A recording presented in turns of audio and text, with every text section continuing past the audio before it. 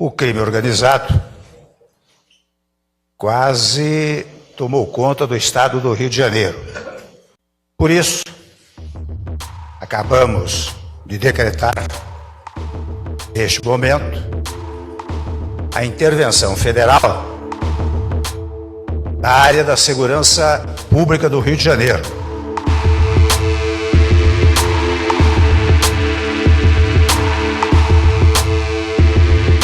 Por que o Rio de Janeiro e não Rio Grande do Norte, e não Alagoas, e não Sergipe, que são estados com taxas de homicídio muito superiores? A intervenção, ela não só não vem surtindo efeitos, como você cria uma crise republicana e federativa, porque você tem vários estados com indicadores de criminalidade superiores ao do Rio de Janeiro. Então, como é que você justifica não só a intervenção do ponto de vista da mobilização de quadros do Exército, mas também o recurso indo para lá? Recentemente, com a questão da intervenção no Rio, o general Augusto Heleno, que é um dos que mais tem falado nisso, foi um dos primeiros comandantes de tropa da Operação de Paz no Haiti. E ele tem dado muita entrevista agora, ele está na reserva, mas ele é uma pessoa de referência e tudo. E ele diz explicitamente: nós vamos fazer no Rio de Janeiro o que nós fizemos no Haiti. O general tem aparecido na televisão, na Globo, como especialista em segurança pública, que é uma coisa muito interessante, porque se você voltar um pouco, é tradicional, os militares não admitem que são de segurança pública, né? Num primeiro momento, naquele sentido clássico. Não, os militares é defender o país, é combate externo, e eventualmente nós entramos nas questões internas, né? Hoje eles estão admitindo explicitamente isso. Eu não gosto dessa expressão guerra, porque eu acho que quando a gente fala que o Brasil está em guerra, é uma justificativa para a gente usar o exército. E é um pouco o que está acontecendo no Rio de Janeiro. A justificativa de que o Rio de Janeiro está em guerra e por isso uma necessidade de usar a intervenção das Forças Armadas. Então, não deixa de ser, a gente não deixa de conviver com indicadores de guerra, mas isso tem mais a ver com a incompetência do poder público no desenvolvimento de políticas de segurança do que efetivamente um quadro de descontrole ou de uma guerra entre etnias. Ele trocou o comando da segurança pública que está alocado no governo, podemos discordar, mas eleito, né, democraticamente, etc., e colocou sob o comando militar. Então isso é inédito. Assim, inédito nesse período pós-ditadura civil-militar. Então a mudança é essa. Mas eu diria que, ao acontecer isso, eles estão querendo ir mais além. Eu me lembro que uma vez eu fui perguntar a um dos generais e eu vi a minha ingenuidade e inocência, apesar de estudar política. Perguntei: quando essas tropas vão para esse campo e tudo, eles são regidos pelo quê? Direito internacional humanitário, direitos humanos? Por nenhum dos dois. Regra de engajamento. O que é essa regra? A regra de engajamento é o seguinte: cada tropa tem uma regra, que é dada pelo comandante.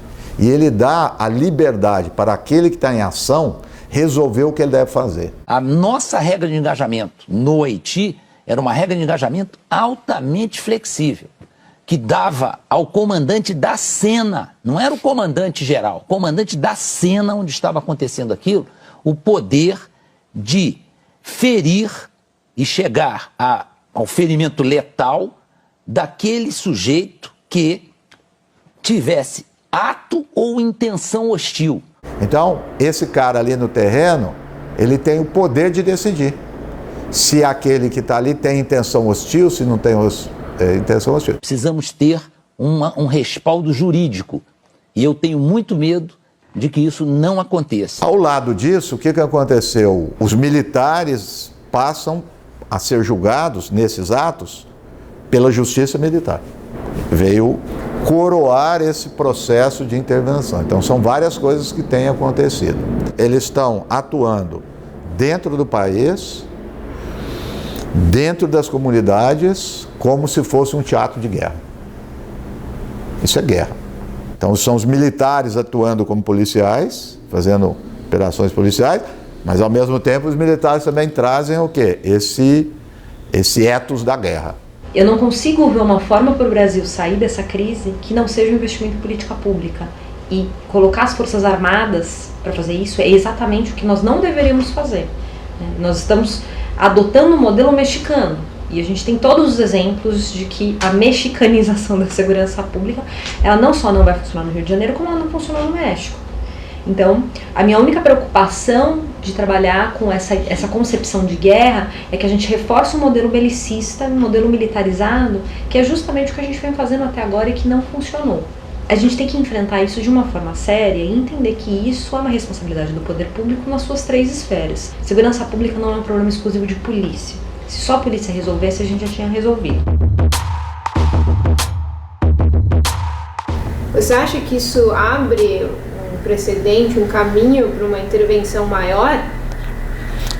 Uma intervenção... Ele abre o precedente, não tem dúvida nenhuma, porque, veja, pôs um pé ali, né, dentro do governo, de um governo do Estado eleito, e numa área fundamental que é a segurança, né? Não é de se estranhar que numa sequência de alguns eventos, etc., eles vêm interpretar também que o governador está inabilitado para isso. Eu não tenho dúvida nenhuma. Veja, são princípios que estão de Estado, de direito democrático, etc., que vêm sendo corroídos progressivamente e gradativamente. Então, hoje no mundo, nós não temos aquele modelo 60, 70, pum, de uma vez, né? Toma, né? Dá o golpe militar, toma, etc. Você tem a corrosão, né? Sistemática, progressiva de várias coisas que atinge todas as pessoas no seu cotidiano. É uma outra forma, mas eu não tenho dúvida nenhuma que é um precedente muito perigoso. A redemocratização do Brasil não mudou nada na arquitetura institucional da segurança pública. A gente vem de um período de ditadura militar e manteve as mesmas pessoas nas mesmas posições, dizendo para elas que elas tinham que fazer política de segurança. Então, um pouco do que a gente vive hoje também é reflexo das escolhas que a gente fez nos anos 80, ou das escolhas que a gente não fez, dos fantasmas que a gente não enfrentou. Então, a gente ainda convive com o reflexo disso. E pior, estamos flertando com o autoritarismo no momento em que Jair Bolsonaro se coloca como um dos principais candidatos à presidência hoje. A esquerda, historicamente no Brasil, não se preocupou com as políticas públicas de segurança porque apostava que com a redução da desigualdade a gente ia resolver os dilemas cruciais da violência e vários outros. E isso não se converteu. Ao passo que a direita, o tempo todo, nesses últimos 30 anos, ficou discutindo política de segurança pública e conseguiu impor um modelo hegemônico. Então, o que a gente vem reproduzindo é um modelo que a direita pensou, idealizou. Só que a esquerda nunca teve nada para colocar como contraponto. Então, veio com um projeto de direitos humanos muito forte, mas esqueceu que tinha que ter política de segurança junto. Se essas duas coisas elas não andam de forma conjunta, acontece o que aconteceu no Brasil. É uma desmoralização completa dos direitos humanos. As pessoas acreditam que o direito humano é coisa de bandido, não entendem que isso é uma efetivação de direitos para a população inteira. E no fundo, até hoje, a esquerda ela não tem um projeto real e concreto de redução da violência. Então, eu acho que essa é a maldição da esquerda no Brasil.